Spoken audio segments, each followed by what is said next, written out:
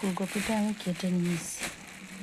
এই ফুলকপিটা অনেক দিন ধরেই পড়েছিল, খাওয়া হচ্ছিল না, তো আমি ভাবলাম ফেলে দেবো, দেখি এটা শুকনো করতে দিই। অনেকের কাছ থেকে শুনেছি যে এই ফুলকপি শুকনো নাকি খেতে খুব ভালো লাগে, কোনো দিন খাইনি, তো এই প্রথম আমি এই ফুলকপিটা শুকনো করতে দিচ্ছি। দেখব যে শুকিয়ে গেলে রান্না করলে কেমন লাগে খেতে, খেয়ে আপনাদেরকে জানাবো যে সত্যি এগুলো খেতে ভালো লাগে না ভালো লাগে না।